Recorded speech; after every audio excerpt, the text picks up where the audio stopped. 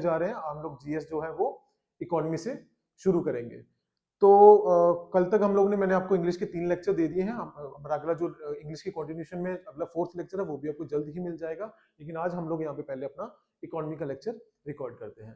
तो आज हम इकोनॉमी जो है वो मैं ज्यादा डिटेल में नहीं जाऊंगा। इकोनॉमी क्या होती है, माइक्रो क्या होती है, मैक्रो क्या होती है, इस टाइप के क्वेश्चन जो है वो पेपर में नहीं पूछे जाते हैं। तो हम लोग सिंपली क्या करेंगे, जो क्वेश्चन पूछे जाते हैं पेपर में वैसे ही टॉपिक्स को पिक करूंगा। तो मैं 3-4 लेक्चर्स का आपको बता देता हूँ। आज हम लोग इन्फ्लेशन से शुरू करेंगे, इसके बाद इन्फ्लेशन से हम लोग स्विच करेंगे मॉनेटरी पॉलिसी पे, मॉनेटरी पॉलिसी से हम आगे स्विच करेंगे आरबीआई पे। इसी तरह से हमारी जो लेक्चर सीरीज यहाँ पे चलेगी। तो विदाउट वेस्टिंग मच टाइम हम लोग आगे बढ़ते हैं towards a first. This is inflation. What is inflation? Inflation simply means the persistent rise in the price of a product. For example कोई भी एक प्रोडक्ट है, उसका प्राइस राइज कर रहा है और परसिस्टेंटली उसको राइज कर रहा है। फॉर एग्जाम्पल आज एक जो पेन है वो 5 रुपए का था, कल वो 7 रुपए का हो जाता है। उसके पहले अगर कोई और भी चीज है उसका भी प्राइस जो है वो बढ़ रहा है। अगर इसी तरह से जो कमोडिटीज है मार्केट में उनका प्राइस परसिस्टेंटली इंक्रीज होता है, तो उस टर्म को हम लेमन टर्म में बोलते हैं इन्फ्लेशन। क्या बोलते हैं? अगर हिंदी में हम इसको बोले तो इसको हम बोलते हैं महंगाई का होना। तो इन्फ्लेशन जो होती है सिंपली क्या होती है? Persistent rise in the price of a product. लेकिन अगर ये अब्रप्टली राइज करता है, if the price rise moderately, तो ये एक पॉजिटिव डेवलपमेंट होती है। अगर धीरे धीरे से कोई प्राइस बढ़ रहा है किसी चीज का, तो वो क्या होगी? एक पॉजिटिव डेवलपमेंट होगी। अगर यही प्राइस अब्रप्टली इंक्रीज हो जाता है, तो कहीं ना कहीं पे हमारी इकोनॉमिक ग्रोथ को हैम्पर करता है। तो एक चीज तो आपको इस चीज से समझ आ गई होगी कि अगर इकोनॉमिक ग्रोथ हमारी कंट्री की होनी, इकोनॉमिक ग्रोथ होगी, इट मींस थोड़ी बहुत इन्फ्लेशन हमारी इकोनॉमी में होनी ही चाहिए। अगर इन्फ्लेशन उस एक लेवल को क्रॉस कर जाएगी, तो वहां हमें इन्फ्लेशन क्या है, हमारी इकोनॉमी को हैम्पर करना शुरू कर देगी। क्लियर? अब हम क्या करते हैं, इन्फ्लेशन के कुछ टाइप्स देखते हैं। फर्स्ट टाइप है that is creeping inflation. It is simply the rate of inflation with the price increases up to the 4%।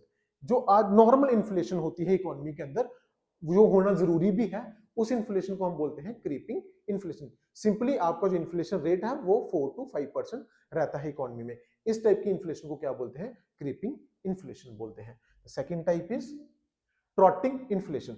जब हमारी क्रीपिंग इन्फ्लेशन अपने इस रेट से 2% ऊपर चली जाए, 6 to 8% वाली ब्रैकेट में आ जाए, उसको हम बोलते हैं ट्रॉटलिंग इन्फ्लेशन। आपकी क्रीपिंग इन्फ्लेशन कितनी थी? जब आपकी इन्फ्लेशन रेट जो होता है वो 4% तक लिमिटेड होता है। When the rate increases from 4 to 8, I mean 6 to 8 के ब्रैकेट में अगर आ जाता है, this term to be coined as trotting inflation. Again इसके आगे अगर वही the rate of inflation increases from 8 to 10%, that term to be coined as galloping inflation. That term to be coined as galloping inflation, जो कि हम शायद अपने पड़ोसी मुल्क पाकिस्तान में इस टाइम पे देख सकते हैं। जो पाकिस्तान में रेट ऑफ इन्फ्लेशन है वो शायद इस 10% को मे भी क्रॉस कर गया हो, लेकिन थोड़े दिन पहले तक वो इस रेट इसी ब्रैकेट में था, 8 to 10% के अंदर। ठीक है? तो जब इस 8 to 10% वाला रेट भी जब इंक्रीज हो जाएगा, मींस गवर्नमेंट पॉलिसीज यहाँ पे इनइफेक्टिव शो हो रही है, और हमारा जो रेट ऑफ इन्फ्लेशन है वो मंथली बेसिस पे 20 to 30% अगर जाता है, तो इसको हम बोलते हैं हाइपर इन्फ्लेशन। एक टाइम पे जिम्बाब्वे में इसी टाइप की इन्फ्लेशन थी। आपको माचिस खरीदने के लिए एक बोरी भर के पैसे लेके जाना पड़ता था। ये कैसे होता है, ये आप जेकेएसएसबी के लिए इंपॉर्टेंट नहीं है। हाँ, अगर कोई इंसान बच्चा केएस की वेएस की तैयारी कर रहा है, आईएएस की तैयारी कर रहा है, तो उनको इसकी डिटेल में जाने की जरूरत है। जेकेएसएसबी के लिए सिर्फ आपको इसकी डेफिनेशंस तक का पता होना ही जरूरी है। तो सिंपली क्या होता है, hyper inflation is when the prices are out of control and that is monthly inflation rate is 20 to 30%। तो जब इस रेट पे इन्फ्लेशन होगी तो उसको हम क्या बोलेंगे? हाइपर इन्फ्लेशन बोलेंगे। Next thing is deflation. There are two terms students, deflation and disinflation. Deflation क्या होता है? When the prices grows as a rate that is less than zero. For example, आज कोई भी हमें बिस्किट का पैकेट 10 रुपए का मिलता है, कल वही अगर बिस्किट का पैकेट हमें 6 रुपए में मिलना शुरू हो जाए, तो दैट वो जो rate in change in price हुआ, उसको हम क्या बोलेंगे? डिफ्लेशन बोलेंगे। और डिफ्लेशन से क्या होता है? हमारी परचेजिंग पावर बढ़ती है। हम कम पैसे मार्केट में लेके जाएंगे, लेकिन हम ज्यादा चीजें खरीद के लेके आएंगे। अगर कभी ऐसा सिनेरियो इकोनॉमी में बनता है, उस टाइम हमारी इकोनॉमी जो होती है वो क्या होती है? डिसफ्लेशन पे होती है। क्या होती है हमारी इकोनॉमी? डिसफ्लेशन में होती है। इसमें क्या होती है? हमारी परचेजिंग पावर क्या होती है? इंक्रीज होती है। किसकी? कंज्यूमर्स की परचेजिंग पावर इंक्रीज होती है। The next is disinflation. It is simply the rate in reduction of inflation. It is the reduction of rate of inflation. Simply means आज let's suppose इंडिया में जो rate of inflation है वो है 5 point something, 5.6% और something like this. अगले एक महीने के अंदर अगर वो रेट जो है वो ड्रॉप होता है, वो रेट क्या होता है, अगर ड्रॉप होता है 5.62, अगर वो 4 पे आता है या 4.6 पे आता है, बट महंगाई still existing in an economy, महंगाई क्या है, इकोनॉमी में एग्जिस्ट कर रही है हमारी मार्केट के अंदर, लेकिन वो जो इन्फ्लेशन रेट है वो अगर ड्रॉप हो रहा है, उसको हम बोलेंगे disinflation. It is the rate of growth of prices that is slowing but prices are still increasing, prices are still increasing. मतलब क्या हो रहा है, आपका रेट ऑफ जो ग्रोथ है वो तो डिक्रीज हो रहा है, लेकिन जो प्राइसेस है वो फिर भी अभी ज्यादा ही है। उस टाइप ऑफ उसको क्या बोलते हैं, disinflation. Next is stagflation. It's a very interesting term, ये दो वर्ड से मिलकर बनी है, स्टैग्नेशन एंड इन्फ्लेशन। स्टैगफ्लेशन क्या बोलता है, if there is an inflation in an economy there must be an rising in the unemployment. अगर हमारी इकोनॉमी के अंदर क्या है, इन्फ्लेशन है, तो एक साथ में आपकी जो अनएम्प्लॉयमेंट है वो भी बढ़ेगी। ऑब्वियसली बात है, लेकिन जरूरी नहीं कि हर टाइम ऐसा ही हो, लेकिन इनका यही कहना था कि अगर आपकी क्या हो रहा है, इन्फ्लेशन बढ़ रही है, तो आपकी इकोनॉमी में क्या होगा, पैरेलली अनएम्प्लॉयमेंट भी बढ़ेगा ही बढ़ेगा। क्लियर? इसको हम आगे दोबारा से मैं डील करूंगा जब मैं आपको अभी फिलिप को पढ़ाऊंगा थोड़ी देर के अंदर, ठीक है। स्टैगफ्लेशन अपने दिमाग में आप जरूर रख लें। इस तरह से याद रखिए कि it is the combination of inflation and rising unemployment. ये क्या बोलता है, अगर there is an increase in the inflation there must be increase in the unemployment. Clear? Next term is reflation, when which is when inflation returns after a spell of deflation and recession.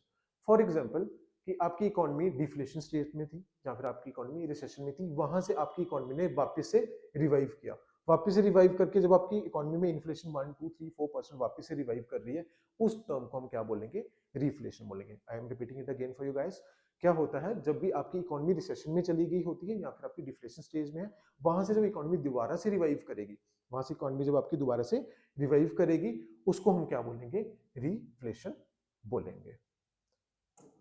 Next, open inflation, inflation that results when the okay fine. इसमें क्या होता है, आज भी अगर हम let's suppose LPG gas cylinder लेने जाते हैं मार्केट में, तो हमें पता होता है कि जब वहां पे पूरे पैसे देंगे तो हमें कुछ सब्सिडी घर पे हमारे अकाउंट में कुछ वापस आएगी।